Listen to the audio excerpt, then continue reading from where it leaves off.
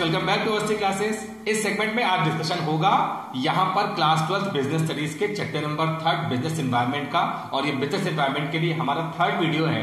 Previous 2 video में हम लोगों ने इंपॉर्टेंस ऑफ बिजनेस एनवायरनमेंट जो कि जस्ट लास्ट वीडियो था, और उसके पहले वीडियो में मीनिंग ऑफ बिजनेस एनवायरनमेंट और फीचर्स ऑफ बिजनेस एनवायरनमेंट के बारे में देखा था। मैंने आपसे कहा ये एग्जैक्ट टाइम है, ये एकदम सुटेबल टाइम है हमारे लिए बिजनेस एनवायरनमेंट को सही तरीके से रीड करने का।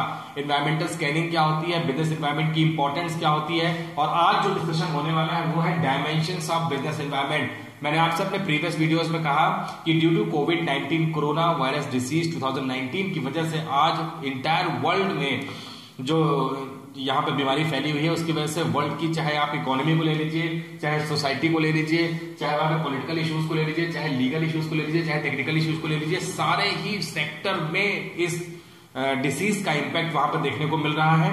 और आज हमें यही पढ़ना है कि dimensions of business environment, business environment के डायमेंशन कितने होते हैं वो मैंने आपको बता दिए। यहां पर अगर आप देखेंगे तो आपको दिखेंगे कि 5 टाइप्स ऑफ डायमेंशन है जो हमें पढ़ने हैं बिजनेस एनवायरनमेंट में। जल्दी से स्टार्ट करते हैं। तो पहला जो एनवायरनमेंट के डायमेंशन है वो है इकोनॉमिकल एनवायरनमेंट का डायमेंशन। तो मैंने यहाँ पे इकोनॉमिकल लिखा है, खाली आप इकोनॉमिकल एनवायरनमेंट सब में लिख सकते हैं। तो यहां पर इकोनॉमिकल एनवायरनमेंट का मतलब क्या होता है, पहले तो आपको ये जानना होगा। इकोनॉमिकल एनवायरनमेंट का मतलब वो हो गया वो सारे फोर्सेस एंड फैक्टर जो किसी भी कंट्री के इकोनॉमी को वहां पर इफेक्ट करते हैं। अगर आप देखेंगे तो यही मैंने लिखा है, directly influence the economy of your country. जिस भी कंट्री की हम बात करें, आज इंटायर वर्ल्ड में जो इंटायर वर्ल्ड की इकोनॉमी है वो मैंने आपसे कहा कि डिक्रीज हो रही है, डिप्रेशन में जा रही है, रिसेशन पीरियड चल रहा है, अनएम्प्लॉयमेंट बहुत ज्यादा है, और प्रोडक्शन जो है चाहे वो किसी इंडस्ट्री की हो, फैक्ट्री की हो, किसी भी टाइप की सर्विसेज या जो मैन्युफैक्चरिंग इंडस्ट्री है वो सारी ऑलमोस्ट यहाँ पे पॉज हो रखी हैं, बंद हो गई हैं कोविड-19 के लॉकडाउन की वजह से। तो यहाँ पर ऐसे फैक्टर्स जो डायरेक्टली इन्फ्लुएंस करेंगे किसी भी कंट्री की इकोनॉमी को, उसे हम यहाँ पे इन्वॉल्व करेंगे अपने इकोनॉमिकल एनवायरनमेंट में। यहाँ का अगर आप देखेंगे तो इकोनॉमिकल एनवायरनमेंट में हम उन सारे चीजों को लेंगे जिससे किसी भी कंट्री की इकोनॉमी या तो बढ़ती हुई दिखेगी या तो वहां पर डिक्रीज होती हुई दिखेगी। और अभी जो टाइम चल रहा है उसमें किसी भी कंट्री की इकोनॉमी बढ़ तो नहीं रही है, वहां पे डिक्रीज ही हो रही है। तो यहां पर आपको समझना होगा कि बिजनेस एनवायरनमेंट का सही स्कैनिंग करने के बाद में आपको अलग अलग डायमेंशन से स्कैनिंग करनी होगी, और इन डायमेंशंस में देखना होगा कि हमारे इकोनॉमिकल एनवायरनमेंट में जो चेंजेस हुए हैं उससे हमारे बिजनेस में क्या चेंज होने वाला है। हमने बोला पढ़ा था कि जो डायमेंशंस होते हैं बिजनेस एनवायरनमेंट के, एनवायरनमेंट में जो चेंज आएगा उस चेंज को हम बदल नहीं सकते, बल्कि जो एनवायरनमेंट में चेंज आया है उसके अकॉर्डिंग हमें अपने बिजनेस में चेंज करना है। जो भी एस्पेक्ट, जो भी यहाँ पे डायमेंशन है उनमें लगातार कंटिन्यूस फॉर्म में चेंजेस होते रहते हैं, और उन चेंजेस को हम नहीं चेंज कर सकते। तो उन चेंजेस के अकॉर्डिंग हमें अपने बिजनेस में अकॉर्डिंगली चेंज करना है, रैपिड चेंज करना है, इमीडिएट चेंज करना है। इसे ही हम यहाँ पे समझने की कोशिश कर रहे हैं। तो इकोनॉमिकल डायमेंशन में आपने देखा कि जो किसी भी कंट्री के इकोनॉमी को डायरेक्ट इन्फ्लुएंस करता है उसे ही हम कहते हैं इकोनॉमिकल एनवायरनमेंट। अगर इसके एस्पेक्ट देखेंगे तो यहाँ लिखा है ग्रॉस डोमेस्टिक प्रोडक्ट। किसी भी कंट्री की जो बैकबोन होती है, किसी भी कंट्री की जो इकोनॉमिक बैरोमीटर होता है वो ग्रॉस डोमेस्टिक प्रोडक्ट, जिसे हम जीडीपी कहते हैं, एक कंप्लीट ईयर के अंदर में किसी भी कंट्री में गुड्स और सर्विसेज की मैन्युफैक्चरिंग का जो टोटल होता है, इसे आप शायद इकोनॉमिक्स में ज्यादा अच्छे से समझ पाएंगे, उसे हम कहते हैं जीडीपी, ग्रॉस डोमेस्टिक प्रोडक्ट। और आज की डेट में हर कंट्री का जीडीपी जो है वो बहुत डाउनफॉल में चला गया है ड्यू टू कोविड-19। तो ग्रॉस डोमेस्टिक प्रोडक्ट जो होता है ये कंट्री की इकोनॉमिक ग्रोथ को, इकोनॉमी को वहां पर पैरामीट करने में काम आता है। अगर आप दूसरा पॉइंट देखेंगे तो लिखा है इनकम एट नेशनल लेवल। जो नेशनल लेवल की इनकम होती है, जो नेशनल इनकम निकलती है, उस इनकम को भी पैरामीटर है। इनकम अगर उसका ग्रोथ रेट अच्छा है तो कंट्री की इकोनॉमिक ग्रोथ अच्छी मानी जाती है। प्रॉफिट अर्निंग जो रेशो है, प्रॉफिट अर्निंग जो रेशो होता है उसे भी आप समझेंगे। यहाँ पे जो प्रॉफिट अर्निंग रेशो होता है, इसमें प्रॉफिट अर्निंग रेशो में चेक करेंगे कि हमने जितना इन्वेस्ट किया है इंफ्रास्ट्रक्चर में कंट्री में, उसके अकॉर्डिंग हम कितना वहां पे प्रॉफिट जनरेट कर पा रहे हैं। पर कैपिटल लेवल आप चेक करेंगे। पर कैपिटल लेवल का मतलब हो गया जितनी हमने कैपिटल लगाई थी उस कैपिटल के हिसाब से एवरेज इनकम हमारी पर कैपिटल कितनी है। Production and employment rate. Unemployment किसी भी कंट्री के इकोनॉमिक डेवलपमेंट को डायरेक्ट वहां पर इन्फ्लुएंस करता है, डायरेक्ट वहां पे इफेक्ट करता है। जितना ज्यादा अनएम्प्लॉयमेंट होगा उतनी कंट्री की इकोनॉमिक ग्रोथ वहां पे इफेक्ट होगी, नेगेटिव वे में जाएगी। और प्रोडक्टिव और रेट पे भी चेक करना है कि जो प्रोडक्शन हो रहा है, जिसे हमने अभी डायरेक्ट यहाँ पे डोमेस्टिक प्रोडक्ट से कोरिलेट करके देखा है, इसका हमें ध्यान रखना होगा कि ये इंक्रीज होना चाहिए, डिक्रीज नहीं होना चाहिए। और मॉनेटरी एंड फिजिकल पॉलिसी जो है गवर्नमेंट जो मॉनेटरी पॉलिसीज बनाती है, जो फिजिकल पॉलिसीज बनाती हैं, उनमें चेंजेस हो रहे हैं, तो वो चेंजेस हमारे बिजनेस के अकॉर्डिंग हमारे बिजनेस में कैसे चेंजेस होगा, उसका इंपैक्ट बिजनेस में क्या पड़ेगा, ये सारी चीजें आपको देखनी है, इसका आपको ध्यान रखना है। अगर हम यहाँ पे डायमेंशंस की बात करें तो पहले डायमेंशन में हम जो एस्पेक्ट है गवर्नमेंट की तरफ से जो इकोनॉमिकल पॉलिसीज होती है, इसमें बहुत सारे चेंजेस गवर्नमेंट की तरफ से होते हैं। और इसमें अगर आप देखेंगे तो हाई इन्फ्लेशन रेट अगर बिजनेस की हो जाती है, किसी भी कंट्री में इन्फ्लेशन रेट जो होती है वो अगर हाई हो जाती है, तो वहां पे कॉस्ट ऑफ प्रोडक्शन महंगा हो जाता है, चीजें महंगे रेट से बिकने लगती हैं। इसके अलावा आपने देखा कि डीमोनेटाइजेशन हुआ, डीमोनेटाइजेशन होने के बाद में 500 रुपीज के और 1000 रुपीज के जो नोट थे वो मार्केट में चलना बंद हो गया, उसकी जगह पर नई करेंसी आई और वो काफी टाइम के बाद आई। इसमें हमारे कंट्री की इकोनॉमिक कंडीशन जो थी वो कुछ दिनों के लिए डाउनफॉल में चली गई थी, वापस उससे रिकवरी होने में टाइम लगा। ये काम इसलिए किया गया था क्योंकि जो ब्लैक मनी थी लोगों के पास में वो बाहर आनी चाहिए थी और वो काफी हद तक बाहर भी आई। तो इकोनॉमिक को ठीक करने के लिए गवर्नमेंट बहुत सारे वहां पे स्टेप्स लेती है। उन स्टेप्स में हम देखते हैं कि कौन कौन से स्टेप्स हमारे बिजनेस के लिए बेनिफिशियल हैं और कौन कौन से स्टेप्स हमारे बिजनेस के एडवर्स इफेक्ट करेंगे। इसके अलावा अगर हम बात करें कि बैंकिंग सेक्टर का प्राइवेटाइजेशन करने के बाद में बहुत सारे बैंकिंग सेक्टर जो हैं वो अट्रैक्टिव स्कीम लॉन्च करते हैं ताकि कंट्री में जो लोग हैं ज्यादा से ज्यादा लोन लें और बिजनेस को डेवलप करें। जितना हम करेंसी का इनफ्लो आउटफ्लो करेंगे, जितना करेंसी फ्लो में रहेगी, उतनी ही कंट्री की इकोनॉमिक कंडीशन अच्छी मानी जाती है।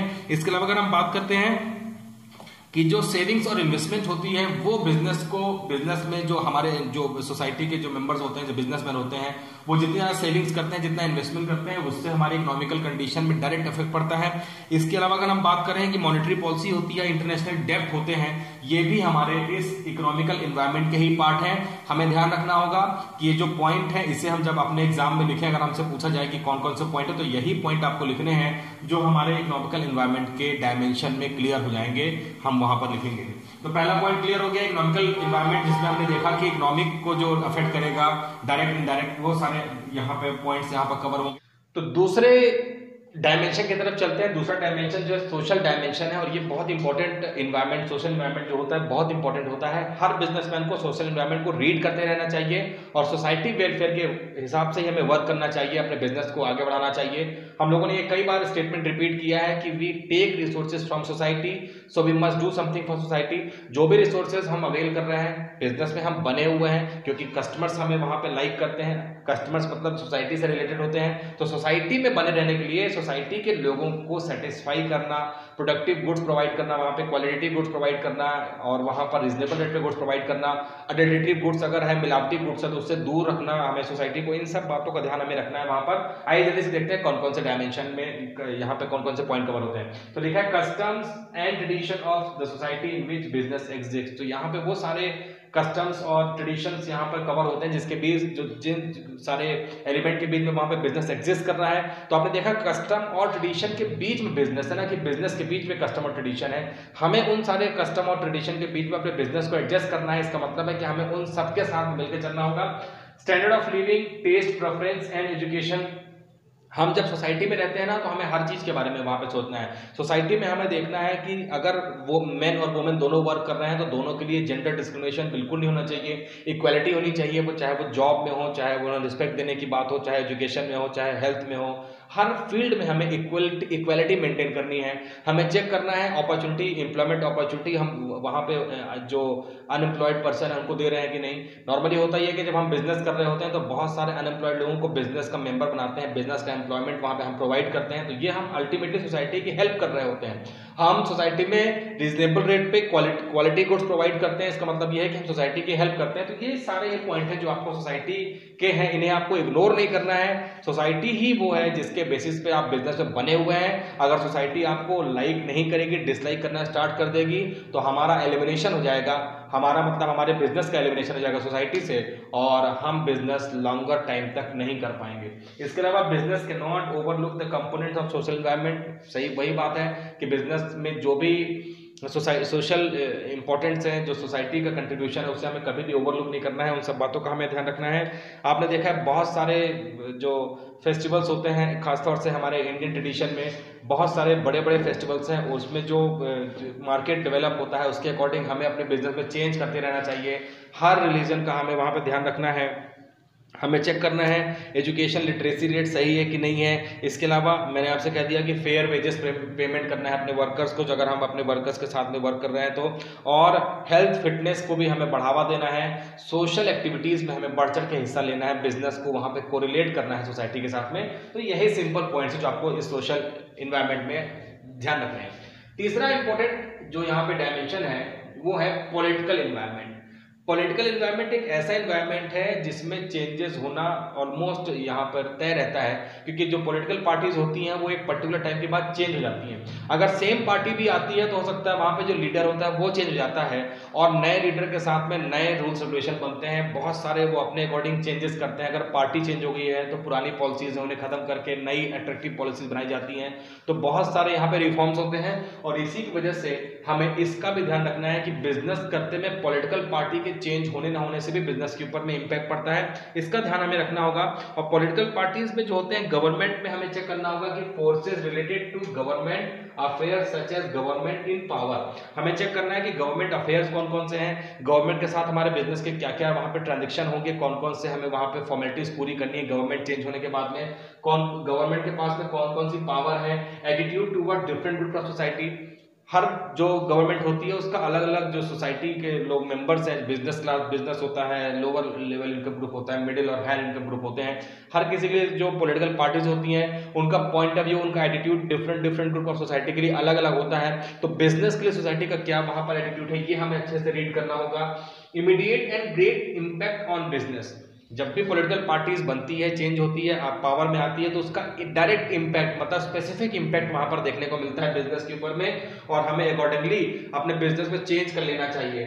मस्ट स्कैन वेरी केयरफुली, और इसका स्कैनिंग केयरफुली है। ये जो पॉइंट आप देख रहे हैं ये जो मस्ट स्कैन वेरी केयरफुली, ये ऑलमोस्ट मैंने आपसे कहा सारे ही पॉइंट में है, क्योंकि एनवायरमेंट को बिना स्कैन किए हम किसी भी डायमेंशन को ना तो अंडरस्टैंड कर सकते हैं ना इंप्लीमेंट कर सकते हैं। तो यही वो पॉइंट्स है पॉलिटिकल पार्टीज में जिसका हमें ध्यान रखना है। आपने देखा कि अभी पॉलिथीन बैन हो गया पॉलिटिकल पार्टी की वजह से, पॉलिटिकल पार्टी सरकार चेंज हुई, गवर्नमेंट चेंज हुई, उन्होंने कहा कि डिमोनेटाइजेशन हो गया, तो हमने उनका वहाँ पे पहलर वे में उनको कंट्रीब्यूट किया, उनका हेल्प किया, हमने उनके साथ मिलकर चलना शुरू कर दिया। इसके अलावा जो पॉलिथीन बैन हो गई है, स्वच्छ भारत जो नरेंद्र मोदी जी चला रहे हैं, इसके अलावा आपने देखा है कि अभी जो कोविड-19 है इसकी वजह से बहुत सारे पॉलिटिकल में भी चेंज हुए हैं। लेबर्स के लिए नए नए कमीशन वहाँ पे डेवलप कर रही है हर स्टेट की गवर्नमेंट। तो ये चेंजेस जो हैं इसके अकॉर्डिंग बिजनेस में भी हमें चेंज करना होगा। इसके अलावा स्किल इंडिया जो मूवमेंट चल रहा है, इसमें हम जो अनएम्प्लॉयड लोग हैं, जो हमारे अंदर की स्किल है, इसे गवर्नमेंट के लोन से सब्सिडी के वे में लेने के बाद में आप वहां पे अपने स्किल्स को डेवलप कर सकते हैं। कॉन्स्टिट्यूशन जो होता है वो लॉ गवर्नमेंट उसमें चेंजेस करती है या बनाती है। आपने देखा कि जम्मू कश्मीर में जो सेक्शन था 370 सेक्शन था वो वहाँ पर हट गया, और 35A जो सेक्शन था वो वहाँ से हट गया। इसके अलावा फॉरेन पॉलिसीज़ के लिए गवर्नमेंट के बहुत सारे हैं कि फॉरेन पॉलिसी के साथ में फॉरेन ट्रेड के लिए कौन कौन से रूल्स रेगुलेशन होंगे, ये सारा ही काम पॉलिटिकल पार्टीज ही करती हैं। और इन सारे पॉइंट्स को हमें ध्यान रखते हुए पॉलिटिकल पार्टीज के साथ मिल के बिजनेस को आगे बढ़ाना है, ये ध्यान रखना है। 4th नंबर पॉइंट में चले तो लीगल है, और ये हमारे लिए कंपलसरी है, मैंडेटरी है कि हम लॉ को फॉलो करें। लॉ को फॉलो करना आपके लिए ऑप्शनल नहीं होता है बल्कि मैंडेटरी हो जाता है। अगर आप लॉ को फॉलो नहीं करेंगे तो वहाँ पे पनिशमेंट होता है, इम्प्रेजमेंट भी होता है, फाइन होता है, पेनल्टीज की वहाँ पर सरकार जो है पेनल्टी भी लगाती है बिजनेसमैन के ऊपर में। और हमें टाइम पर टैक्स वहाँ पे डिपॉजिट करना है, ये लॉ है। हमें सारे रूल्स रेगुलेशन वहाँ पे फॉलो करना है, जो भी वहाँ पे बेसिक पैरामीटर बने हैं वो सारे लॉ पता होने चाहिए। यहाँ पे लिखा है business have to obey law of land, तो जो भी लॉ बने हुए हैं उसे हमें ओबे करना है, उसे ओबीडियंट वे में वहां पे फॉलो करना है। Essential to have adequate knowledge of rules and regulation form by government. अगर आप कंपनी चला रहे हैं तो आपको कंपनीज एक्ट 2013 का एडिक्वेट नॉलेज होना चाहिए, क्योंकि आप कंपनी सेक्टर में हैं। अगर आप पार्टनरशिप बिजनेस कर रहे हैं तो पार्टनरशिप, इंडियन पार्टनरशिप 1932 का आपको वहाँ पे नॉलेज होना चाहिए। कोऑपरेटिव सोसाइटी अगर आप चला रहे हैं, फेमा एक्ट है, फेरा एक्ट है, जीएसटी है, तो ये सारे रूल्स रेगुलेशन वहाँ पे जो लीगल जो वेज हैं उन सबका आपको नॉलेज होना चाहिए, और इसी के बेसिस पे हम आगे बढ़ सकते हैं। इसका मतलब ये हो गया कि हमें उन सारे ही पॉइंट को देखना है जो हमारे बिजनेस में रिलेटेड लॉज हैं। आपको सारे लॉज नहीं पढ़ने हैं, आपको वही लॉज पढ़ने हैं जो आपके बिजनेस में डायरेक्ट इनडायरेक्ट वे में आपके बिजनेस को इफेक्ट कर रहे हैं। अगर आप कोई ऐड दिखा रहे हैं तो ऐड कैसा होगा, इसके लिए जो मीडिया है उसमें ऐड के लिए वहाँ पे इंफॉर्मेशन लिखी हुई है कि जो आप ऐड दिखाएंगे उसके लिए कौन से ऐड प्रोहिबिटेड है, आपको कौन से ऐड नहीं दिखाना है और कौन से ऐड दिखाना है, उसमें किस तरीके का सिनेरियो मेंटेन करना है। तो ये सारे एलिमेंट हैं जो आपको ध्यान रखने हैं लीगल एनवायरनमेंट में। तो ये सारे हैं, आप ध्यान रखेंगे। और नेक्स्ट है टेक्नोलॉजिकल एनवायरनमेंट। ये तो ऐसा एनवायरनमेंट है, ये ऐसा डायमेंशन है जो रैपिड चेंज होता है। हो सकता है 24 घंटे में कई बार चेंजेस आ जाए। आपने अपने मोबाइल फोन में देखा होगा किसी एक ऐप में चेंज आता है, अपडेट आता है, उसके अलावा थोड़ी देर में किसी दूसरे ऐप में आता है। आप चाहे व्हाट्सएप यूज़ करते हैं या कोई भी दूसरा मैसेंजर ऐप यूज़ करते हैं, उसमें लगातार चेंजेस आते हैं, नए फीचर आते हैं। पहले सिर्फ वॉइस कॉल होता था, फिर वीडियो कॉल हो गया, उसकी क्वालिटी बढ़ गई, बहुत सारे गेस्चर्स वहाँ पर आते हैं। तो ये सारे टेक्निकल चेंजेस हैं, लेकिन बिजनेस में भी बहुत सारे चेंजेस हैं और उन चेंजेस को हमें इमीडिएट अपने बिजनेस में लेना है, अदरवाइज हम अपने कॉम्पिटिटर से पीछे रह जाएंगे, क्योंकि हमारा कॉम्पिटिटर जो है वो बहुत शार्प है। जो भी टेक्निकल चेंजेस होते हैं वो इमीडिएट उन्हें रैपिड वे में फर्स्ट मूवर एडवांटेज देने की कोशिश करता है। हम लोगों ने कल इंपॉर्टेंस में देखा था, तो इसका ध्यान हमें रखना है। और forces related to scientific improvement and innovation, इसे ही हम कहते हैं यहाँ पर टेक्नोलॉजिकल एनवायरनमेंट में चेंज होना। जो हमारे साइंटिफिक वे में चेंजेस हो रहे हैं या इम्प्रूवमेंट हो रही है, इनोवेशन हो रहे हैं, जो क्रिएशन वहाँ पर हो रहे हैं, उसकी वजह से जो चेंजेस हुआ है उसका इम्पैक्ट बिजनेस में क्या पड़ेगा, इसे समझना होगा, उसे चेंज करना होगा। Provides the new way of production operation, जो नई टेक्निक्स आएगी तो उसके हिसाब से हमें अपने बिजनेस में चेंज करना पड़ेगा। नई मेथड ऑफ प्रोडक्शन आएगी जिसमें हमारे पास कॉस्ट सेविंग होगा, टाइम सेविंग होगा, हम जो एफर्ट लगा रहे हैं वो कम लगेगा लेकिन आउटपुट मैक्सिमम होगा, स्टैंडर्ड के गुड्स बन के निकलेंगे, शार्पनेस रहेगी हमारे गुड्स में। तो इन सब चीज़ों का ध्यान आपको रखना है। टेक्नोलॉजिकल चेंजेस हो रहे हैं उसे इमीडिएट रैपिड वे में अडॉप्ट करना है। साइंटिफिक इंप्रूवमेंट्स एंड इनोवेशंस, मैंने आपसे बता दिया साइंटिफिक होता है, सबको साइंटिफिकली आपको चीज़ों को यहाँ पर करना है। It is very fast changing, मैंने आपसे कहा बहुत तेज़ी से चेंज होने वाला एनवायरनमेंट है ये, और यहाँ पर आपको ध्यान रखना है इन सब बातों का। जैसे मैंने आपसे अभी कहा कि कोविड-19 की वजह से वर्चुअल क्लासेस का टाइम अब आ गया है, आप घर में रह के ही वर्चुअल क्लासेस ले रहे हैं, तो ये टेक्नोलॉजिकल चेंजेस हैं। वर्क फ्रॉम होम बहुत सारे एम्प्लॉयज़ कंपनीज के कर रहे हैं, ये हमारे टेक्नोलॉजिकल चेंजेस हैं। बहुत सारे अभी आप सुनते होंगे पहले एक सेमिनार वर्ड होता था, अब वेबिनार वर्ड हो गया है। वेब के थ्रू जुड़ के बहुत सारे जो CEOs हैं या जो बहुत सारे रिसर्चर्स हैं, बहुत सारे जो एम्प्लॉई हैं वो आपस में सेमिनार में बात करते हैं, तो वो अब वेबिनार में कन्वर्ट हो चुका है। ये सारे चेंजेस हैं, टेक्निकल चेंजेस हैं, इसका हमें ध्यान रखना है। अब पेपरलेस वर्क होने लगा है, सारा वर्क जो है वो ई वर्क में चलने लगा है, ई कॉमर्स को हम बढ़ावा देते हैं, ये टेक्नोलॉजी की वजह से है। तो ये तो आपको सोचना है कि कितनी टेक्नोलॉजी आप अपने आसपास देख रहे हैं, उसके अकॉर्डिंग आप इस पॉइंट को कवर कर सकते हैं, और यही है टेक्नोलॉजिकल चेंजेस। इसमें इंपॉर्टेंट ये है कि टेक्नोलॉजी में होने वाले चेंजेस को हमें रैपिड वे में बिजनेस में इंप्लीमेंट करना होगा, अदरवाइज मैंने आपसे कहा बिजनेस से हम एलिमिनेट हो जाएंगे, बिजनेस में स्ट्रॉन्गर फुटिंग हमारी वहां पर नहीं रहेगी। तो ये डायमेंशंस हैं बिजनेस एनवायरनमेंट के, और इतना ही है, 5 ही है यहाँ पर। नेक्स्ट वीडियो में हम लोग कुछ और देखने की कोशिश करेंगे। इस वीडियो में इतना ही रखते हैं। मैं नॉर्मली बहुत कम वीडियो में आप लोगों से कहता हूँ, लेकिन आज मैं फिर से कहता हूँ एक बार कि अगर आप लोग वीडियो को शेयर करेंगे, सब्सक्राइब करेंगे और लाइक करेंगे तो मुझे भी मोटिवेशन मिलेगा, मुझे भी मोटिवेशन की ज़रूरत होती है, और मुझे उम्मीद है कि आप ऐसा ज़रूर करेंगे। Wish you all the very best.